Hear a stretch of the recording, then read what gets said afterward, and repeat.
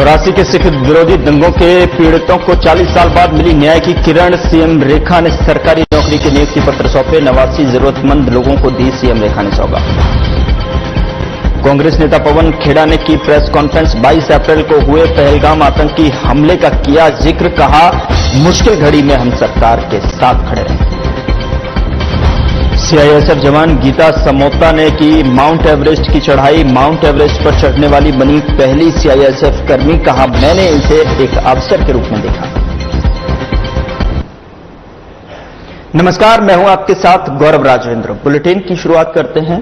दिल्ली में 1984 के सिख विरोधी दंगों से प्रभावित परिवारों को 40 साल के लंबे इंतजार के बाद में इन परिवारों को आखिरकार न्याय की किरण मिली है। दिल्ली की मुख्यमंत्री रेखा गुप्ता ने 89 जरूरतमंद लोगों को सरकारी नौकरी के नियुक्ति पत्र सौंपे और इस मौके पर उन्होंने कहा कि बीजेपी सरकार ने इस ऐतिहासिक अन्याय को सुधारने की दिशा में ठोस कदम उठाया है जो पहले किसी सरकार ने नहीं किया। पर्यावरण और वन मंत्री मजिंदर सिंह सिरसा ने बताया कि इतने सालों बाद नियुक्ति पत्र मिले हैं, तब तक प्रभावित परिवारों की तीसरी पीढ़ी नौकरी की योग्य हो चुकी है। सरकार ने सभी औपचारिकताओं को सरल कर दिया है ताकि योग्य उम्मीदवारों को आसानी से नौकरी मिल सके। उन्होंने कहा कि कुल 125 लोगों को नियुक्ति पत्र दिए जाने थे।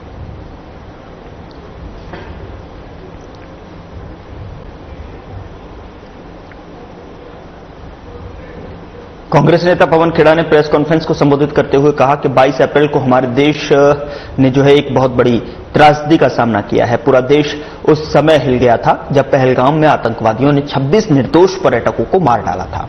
उस समय पूरे देश एक स्वर में बोला था और प्रधानमंत्री से कार्रवाई की मांग की गई थी। देश के नेतृत्व से आतंकवाद के खिलाफ निर्णायक कदम उठाने का आग्रह किया था और एक जिम्मेदार विपक्ष के तौर पर कांग्रेस पार्टी ने 22 अप्रैल की रात को ही तुरंत एक बयान जारी किया था। उस मुश्किल घड़ी में हमने सरकार को भरोसा दिलाया था कि वे जो भी फैसला लेंगे हम उसके साथ खड़े। अभी 22 अप्रैल को देश पर एक संकट का समय आया। पूरा देश दहल गया किस तरह से 26 निर्दोष सैलानी टूरिस्ट आतंकियों के हाथ मारे गए पहलगाम में। और देश एक आवाज में बोल रहा था, मांग कर रहा था देश के प्रधानमंत्री से, देश के रहनुमा से कि आप आतंकवाद के खिलाफ जो कदम उठाने हैं उठाइए। एक जिम्मेदार विपक्ष की हैसियत से कांग्रेस पार्टी ने 22 अप्रैल की रात को ही तुरंत एक स्टेटमेंट जारी किया और संकट की इस घड़ी में सरकार से कहा कि हम आप जो निर्णय लेंगे उसके साथ खड़े होंगे। नेता प्रतिपक्ष श्री राहुल गांधी विदेश यात्रा को बीच में ही छोड़कर लौटे। कांग्रेस अध्यक्ष श्री मल्लिकार्जुन खड़गे ने आग्रह किया सरकार से कि आप ऑल पार्टी मीटिंग बुलाइए और उस बैठक में हमने बिना किसी किंतु परंतु के सरकार को कहा, आप जो कदम उठाएंगे हम आपके साथ रहेंगे। एक आवाज में बोलेंगे और एक आवाज में बोला। तुरंत हमने कांग्रेस कार्य समिति की बैठक भी बुलाई और उसमें भी यही प्रस्ताव पारित किया कि हम अपने सैन्य बलों का मनोबल बढ़ाने के लिए राजनीतिक रूप से एक आवाज में बात करेंगे। राहुल जी पहलगाम के पीड़ितों से मिलने गए, अस्पताल में गए, वहां के अलग अलग भिन्न भिन्न स्टेक होल्डर्स से मिले, वो पोनी एसोसिएशन हो, अलग अलग एसोसिएशन से वो वहां मिले। और जो भारत के सिविलियंस पर पाकिस्तान की कायराना फायरिंग पुंछ में हुई, राहुल जी वहां भी गए अभी 3 दिन पहले और उनकी सुध ली, उनकी तकलीफों को साझा किया देश के साथ। दिल्ली सीआईएसएफ जवान गीता समोता माउंट एवरेस्ट पर चढ़ने वाली पहली सीआईएसएफ कर्मी बनी है। उन्होंने कहा कि मैं 2011 में बल में शामिल हुई थी। यहां आने के बाद में मुझे एहसास हुआ था कि पर्वतारोहण का वास्तव में हमारी टीम से कोई लेना देना नहीं है, क्योंकि हमारा काम पहाड़ों से संबंधित नहीं है। हम औद्योगिक सुरक्षा पर ध्यान केंद्रित करते हैं, इसीलिए मैंने इसे एक अवसर के रूप में देखा है। वो कॉलेज टाइम पे था। उसके बाद मैं 2011 में फोर्स में आई और 2015 मैंने यहाँ आके देखा कि यहाँ पे माउंटेनिंग का कोई मतलब है ही नहीं हमारी टीम, क्योंकि हमारा काम ही नहीं है माउंटेन से, हम सिर्फ इंडस्ट्रियल सिक्योरिटी के लिए हैं। तो मैंने उस चीज को एक अपॉर्चुनिटी की तरह देखा। मैंने सोचा क्यों ना मैं ही शुरू करूं, क्यों ना मैं अपनी फोर्स के लिए ये कीर्तिमान स्थापित करूं। और ट्रेनिंग काफी लंबी होती है इसकी, आप जितना अपने आप को ट्रेन करो उतना कम पड़ेगा, क्योंकि आप ऐसी जगह पे जा रहे हो जहां पे ऑक्सीजन भी कम है और लगभग सारी ही चीजों की डेफिशिएंसी है। एक ऐसी जगह जहां जीवन है ही नहीं, आप वहां पे जा रहे हो, तो ट्रेनिंग तो जितना करोगे उतना कम पड़ेगा। और उसके अलावा काफी सारी पीक्स की मैंने जाने से पहले अपने आप को अच्छे से ट्रेन किया। 7000 मीटर की पीक्स भी की, 6000 की भी की, आउट ऑफ इंडिया भी काफी सारी पीक्स की मैंने। और उसके बाद फाइनली विश्व की सबसे ऊंची चोटी 8848.86 मीटर्स पे मैं जाके आई। जी डेफिनेटली देखिए, आज लड़कियां बहुत कुछ अचीव कर रही हैं। इवन ऐसा कोई फील्ड नहीं है जहां पे लड़की नहीं होगी। और मुझे लगता है लड़की जब काम करती है तो वो और ज्यादा डेडिकेशन से करती है और उसके रिजल्ट डेफिनेटली लड़के जो करते हैं उससे अच्छे आते हैं।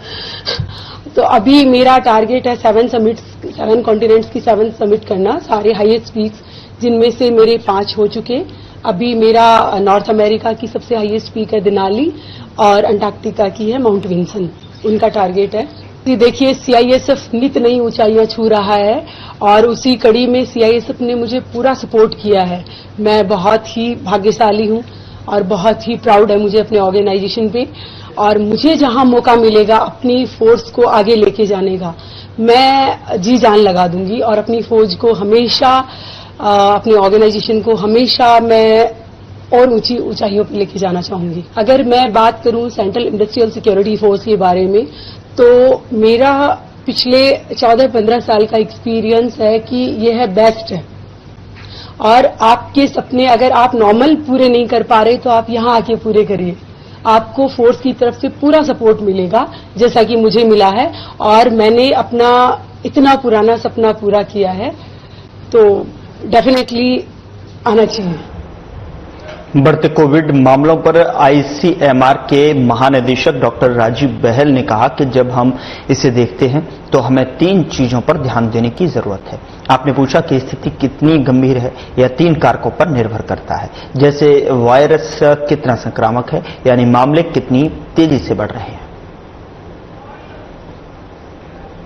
नजर रखनी चाहिए। आपने पूछा कि how serious is the situation, तो उसको इज डिपेंडेंट ऑन 3 फैक्टर्स। 1 कि वो कितना ट्रांसमिसिबल है, यानी कितनी तेजी से केसेस बढ़ रहे हैं। आपको याद होगा पहले हम देखा करते थे कि कोई केसेस 2 दिन में डबल हो रहे हैं, 1-1.5 दिन में डबल हो रहे हैं। तो उस तरह से हमें देखना चाहिए कि इसको कितनी धीरे कितना तेज बढ़ रहा है। इस वक्त ऐसा नहीं लग रहा है कि ये कोई बहुत ही ज्यादा तेजी से बढ़ रहा है, हालांकि there is an increase in numbers, तो उस पर हमारी नजर है, पहली चीज। दूसरी चीज, क्या ये हमारी प्रीवियस इम्यूनिटी को इवेड कर रहा है? तो कुछ तो इवेड करेगा ही। अगर कोई चीज नया केस आएगी, कोई नया वेरिएंट आएगा, तो वो तभी इन्फेक्ट करेगा जब पुरानी इम्यूनिटी थोड़ी सी कम होगी, चाहे वो नेचुरल इम्यूनिटी हो, चाहे वैक्सीन से रिलेटेड इम्यूनिटी हो। तो उसमें भी कोई घबराने की बात नहीं है।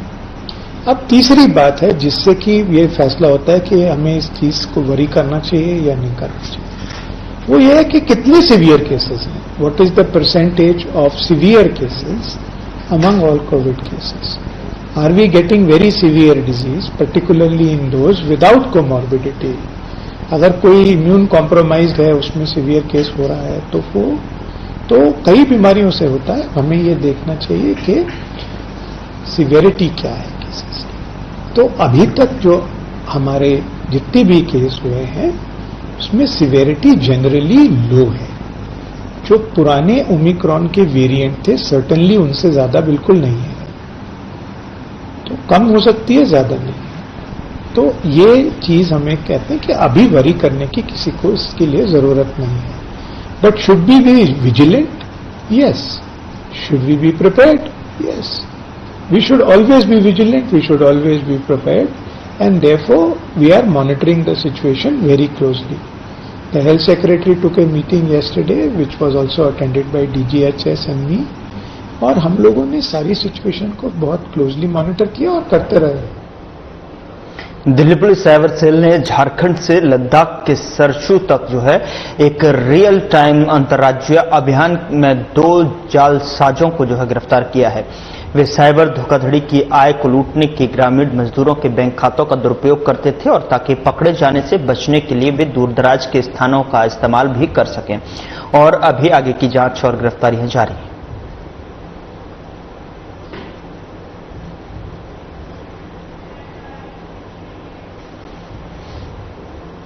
दक्षिण पश्चिम दिल्ली पुलिस ने 10 दिनों के अभियान के दौरान 88 अवैध बांग्लादेशी प्रवासियों को हिरासत में लिया है और उनसे कई दस्तावेज जो है बरामद किए हैं।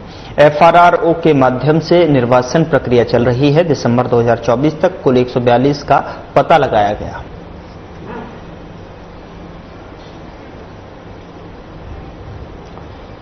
तो दिल्ली पुलिस का 10 दिन का अभियान जो कि अब लगातार चलता हुआ नजर आ रहा है और अप्रवासियों को यहां पर जो है शिनाख्त करते हुए और हिरासत में जो है 88 अवैध बांग्लादेशी प्रवासी हैं जो कि लगातार उनकी डिटेलिंग और सर्चिंग जारी है, जिससे कि कहीं न कहीं अभी ये ऑपरेशन जो अभियान है वो लगातार दिल्ली पुलिस का चलता हुआ नजर आ रहा है और जो अप्रवासी लोग हैं उनकी शिनाख्त की जा रही है।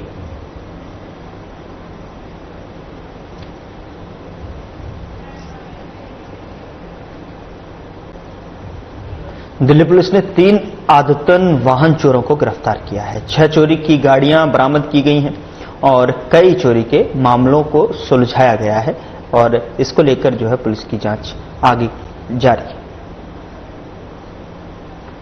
6 चोरी की गाड़ियां जो हैं बरामद हुई हैं और आदतन जो चोर हैं वो अब पुलिस के हत्थे चढ़े हैं। 6 चोरी की गाड़ियां भी इनसे बरामद की गई है और पुलिस की जो जांच है वो आगे अभी भी जारी है।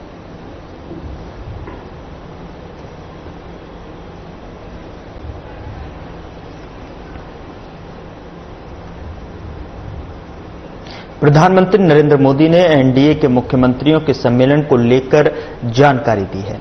उन्होंने बताया कि उन्होंने दिल्ली में एनडीए के मुख्यमंत्रियों के सम्मेलन में भाग लिया, जहां उन्होंने कई मुद्दों पर गहन विचार विमर्श किया है। कई राज्यों ने जल संरक्षण, शिकायत निवारण, प्रशासनिक ढांचे को मजबूत करने और शिक्षा, महिला सशक्तिकरण, खेल और विभिन्न क्षेत्रों में अपनी सर्वोत्तम प्रथाओं का प्रदर्शन किया। इन अनुभवों को सुनना अद्भुत था। पीएम ने लिखा कि उन्होंने हमारे विकास पथों को गति देने और लोगों को जो है प्रभावी तरीके से डबल इंजन सरकार के लाभ पहुंचाने को सुनिश्चित करने की आवश्यकता पर जोर दिया है। स्वच्छता, स्वास्थ्य सेवा, युवा सशक्तिकरण, कृषि प्रौद्योगिकी और अन्य प्रमुख क्षेत्रों में मजबूत तालमेल बनाने के बारे में बात की।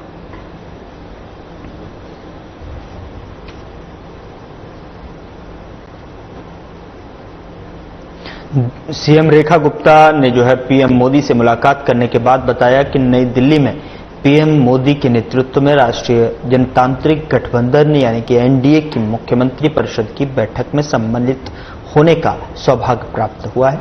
इस महत्वपूर्ण बैठक में देश के विभिन्न राज्यों के मुख्यमंत्रियों से मिलकर उनकी भावनाओं, अनुभवों और विकास कार्यों में आने वाली चुनौतियों और उसके समाधान को समझने का भी अवसर मिला है। साथ ही प्रधानमंत्री जी की दूरदर्शिता, विकासशील सोच और समावेशी दृष्टिकोण विकसित राज्य, विकसित भारत की अवधारणा को सशक्त बनाने में मील का पत्थर साबित हो रहे हैं।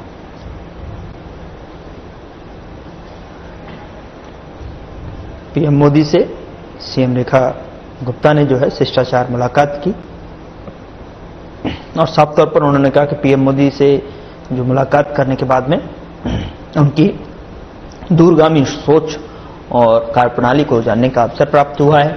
कैसे चुनौतियों से जो है लड़ा जा सकता है उसको समझने की कोशिश सीएम रेखा गुप्ता ने मिशन 2047 का जो संकल्प है वो यहां पर एक बार फिर से दोहराया और उसी क्रमबद्ध तरीके से दिशा में लगातार डबल इंजन के नेतृत्व में सरकार जो है बढ़ती हुई नजर आ रही है। सीएम रेखा गुप्ता ने बताया कि मिशन 2047 का विजन लेकर जो है प्रधानमंत्री नरेंद्र मोदी के नेतृत्व में एनडीए सरकार अग्रणी भूमिका में बनी हुई है।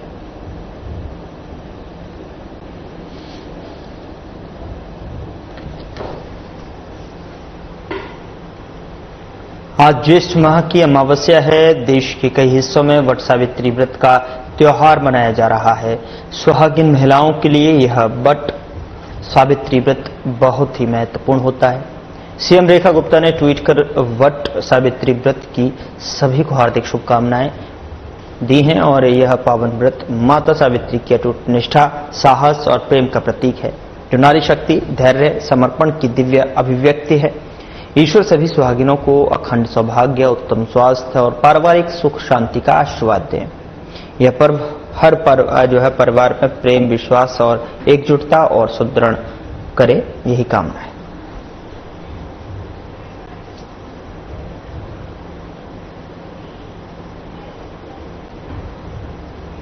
दिल्ली बीजेपी ने नवनिर्वाचित 14 जिलाध्यक्षों की सूची घोषित की है। साथ ही सभी नवनिर्वाचित जिलाध्यक्षों को शुभकामनाएं दी।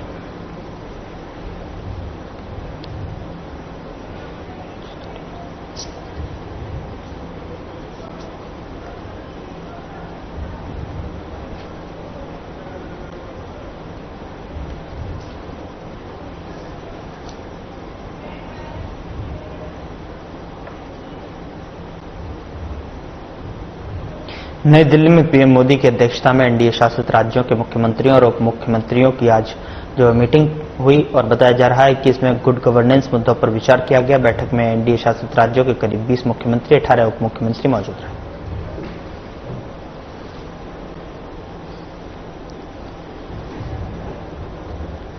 बीस मुख्यमंत्री और 18 उप मुख्यमंत्री मौजूद रहे हैं और ऐसे में जो है ये मुलाकात, मुख्यमंत्रियों की बैठक जिसमें मुख्यमंत्री और उप मुख्यमंत्री शामिल हुए। तो एनडीए दलों की ये मीटिंग हुई जहां पर प्रधानमंत्री नरेंद्र मोदी के नेतृत्व में ये मीटिंग, जहां पर एनडीए दलों के सभी मुख्यमंत्रियों और उप मुख्यमंत्रियों ने इसमें हिस्सा लिया। नई दिल्ली केंद्रीय गृह मंत्री अमित शाह, दिल्ली की सीएम रेखा गुप्ता, यूपी के सीएम योगी आदित्यनाथ और अन्य राज्यों के मुख्यमंत्रियों समेत कई अन्य नेताओं ने प्रधानमंत्री नरेंद्र मोदी की मन की बात सुनी।